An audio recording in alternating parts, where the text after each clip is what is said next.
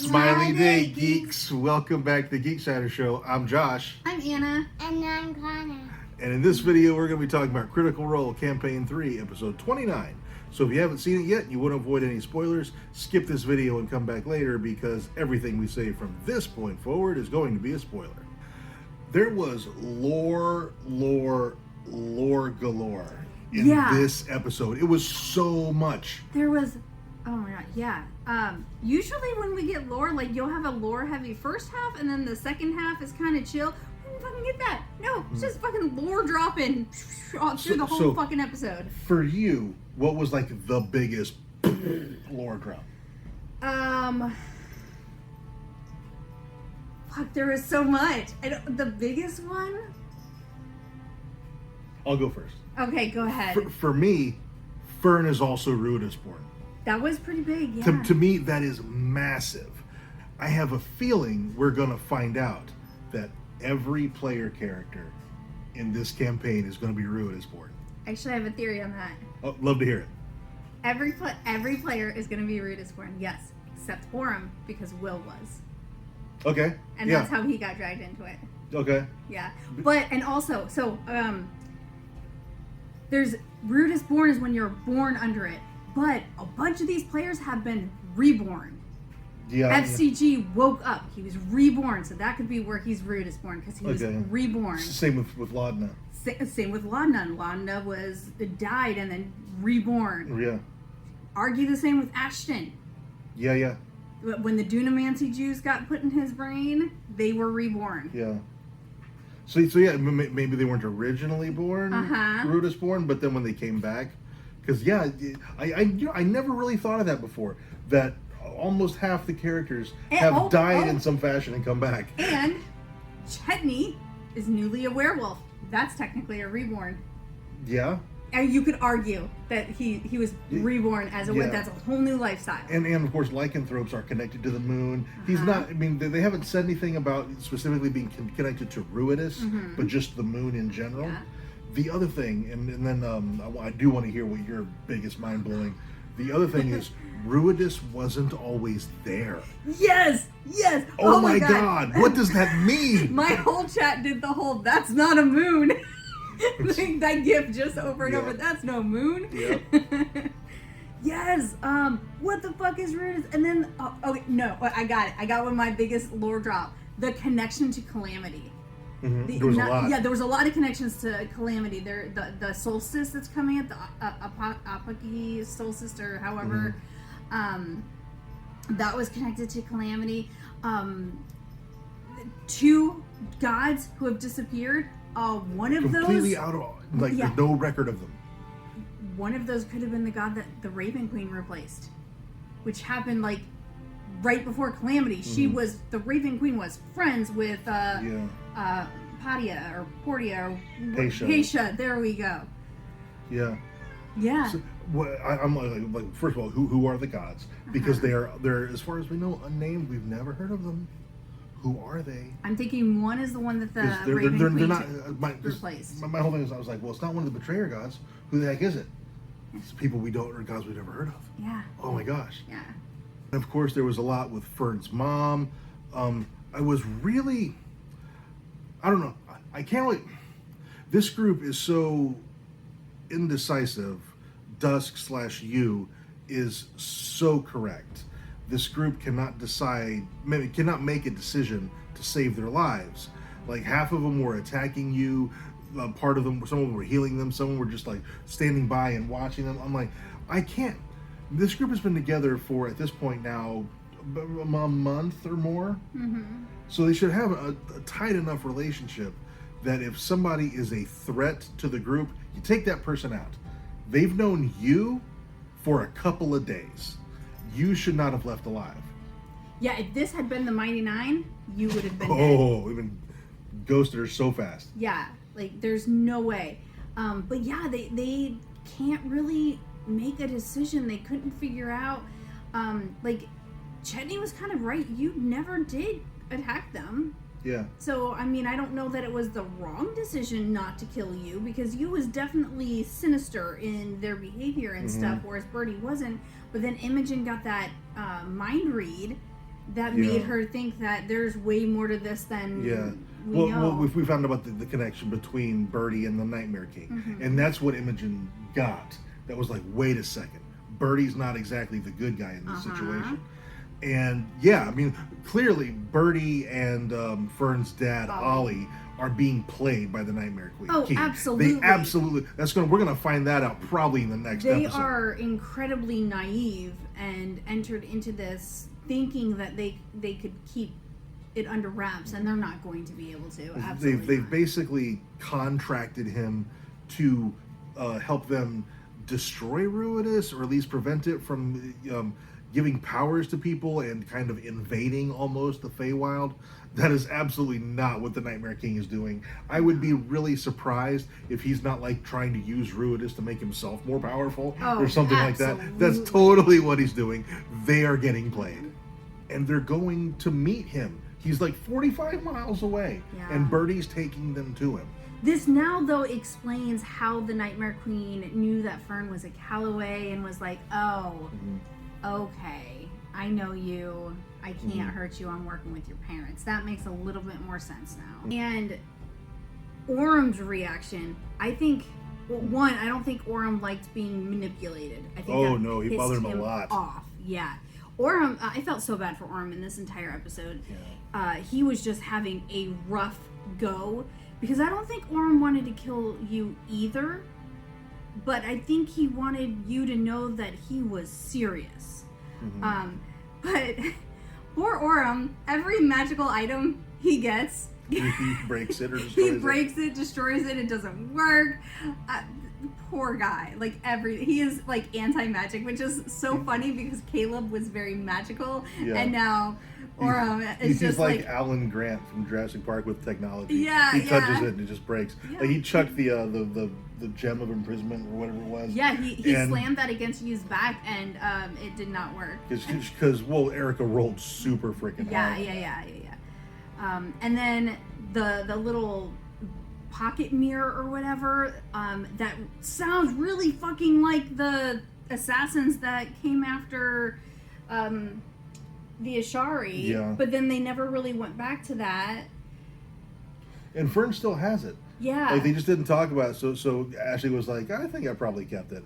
Just because I think Erica forgot to mention, I need to get that back. Yeah, I think so too, but And so now that's part of that, Fern just fucking has it. Yeah, but that just, I don't know, I'm like, obviously, I think that the assassins are from the Fae, so, and that makes sense because the Grim Verity is being hunted off. They have the crown. They're doing the thing that the Fae doesn't want them to do. So yeah, it makes sense that the Unseelie Court is sending assassins after them. So I absolutely think that that's it. And also, you turned into a handsome half-elf to fuck with Orem. But Orem never told you about Will. Yeah. So I mean, was that metagaming on Erica's part, or does you know something? I don't think so. I think you know something about the attack, and that's why Orem was just so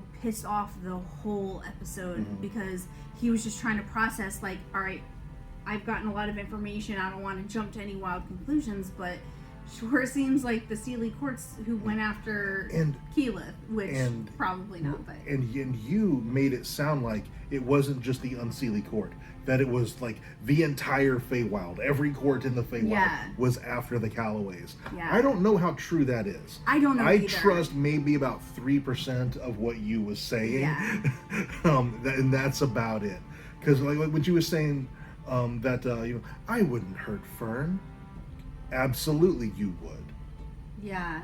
They might not hurt Laudna, because I do still think that you've got a thing for Laudna, but they would absolutely hurt Fern. Because if there was something about Fern that touched something in you, I don't think you would have told whoever they work for about Fern. Yeah, they would have kept that under wraps. The fact that they're like, did you know that they have a daughter? And like basically put a target on Fern's back, and then she's like, I wouldn't hurt Fern. Absolutely you would, for sure. Yeah. So I'm surprised that Bell's Hells did not put you down. Yeah. I mean, I am, but I'm also not. We did also get a little Ashram moment. I missed it. What was it? So the second time you turned into the handsome half-elf and taunted Orem with it, that's when Ashton like kind of stood up and was like, okay, we're done shutting this shit down. Everybody's calming down. Okay. And also, I forget exactly what they said, but it was something about take your basic ass. Yeah. I was like, one, they stood up for Orem because she was, or they were obviously going after Orem, and two, that sounded a little jealous.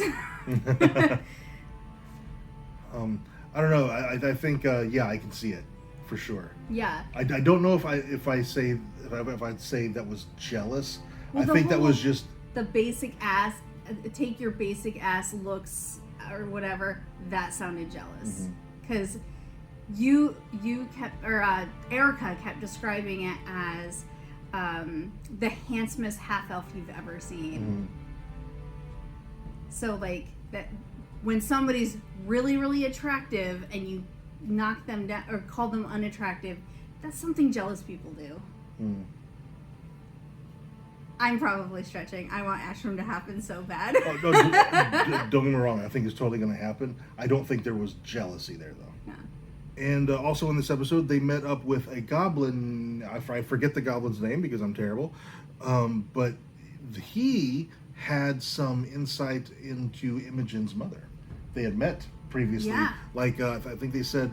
12? During, it was during that research thing that Imogen found the book with the pages torn out. He met her during that. Yeah. It was like I think he said 12 years before. Yeah, 12 years, yeah. And that number, 12 years, that seemed important to Imogen. Was that, do we know, is that when her powers manifested, was 12 years ago? I don't remember. But that number seemed important. Yeah, it did seem important. But also, like, it could be just because she didn't know if her mom was alive, and so now she knows that her mom, at least 12 years ago, was alive. 12. Also, there was something else. What happened 7 years ago? Rudis appeared in the Feywild 7 years ago, and the Ashari attack happened 6 years ago. That seems fucking relevant. Yeah, that's really close together. That's really close together. And didn't which to me points at the Fae being responsible for the attack on the Ashari because Rudis happens over there and then all of a sudden the attack happens. Yeah. Like, yeah. So but then it also seems like that the beings that Imogen sees in her dreams are the assassins. So are they Fae? Because it doesn't seem like the leader of that group yeah, I don't, whatever her name know. is. She's human, correct? I can't remember.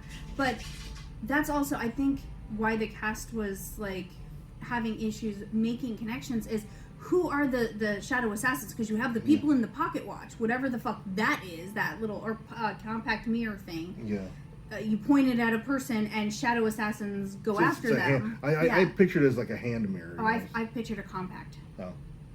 Because it was in their pocket. But you have that. But then also in Imogen's dream, there were the people behind. I don't know her name. Yeah, it's just based on her name. Odahan. Odahan, that's it. Yeah.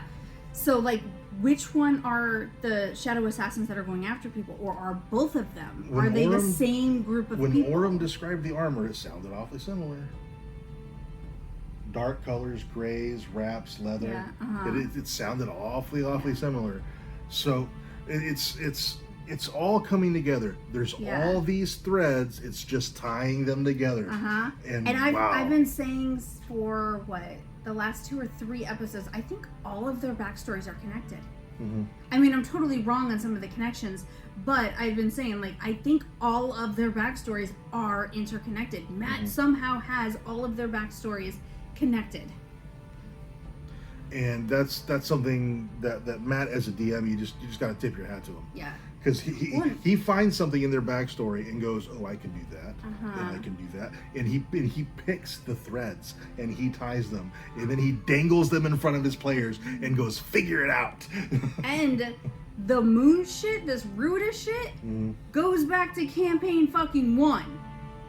There was Flame Rider. Well, I don't remember it. I've just seen it. Was that campaign 1 or 2? The Flame Rider. I think Flame Rider was campaign 2, but there was something else from campaign 1 that people in my server were gushing about how, holy shit, Matt's got this going all the way back to campaign 1. It had something to do with Dalen's Closet. So now I'm like, fuck, I gotta rewatch Dalen's Closet. Because the lab or whatever that they ended up in campaign 2, where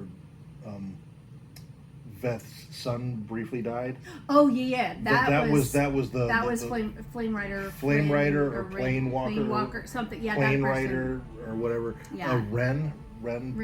Or something like that. Yeah. So that was, I think that's what that was. Yeah, I think that was campaign. Yeah, I think you're right. That was campaign 2.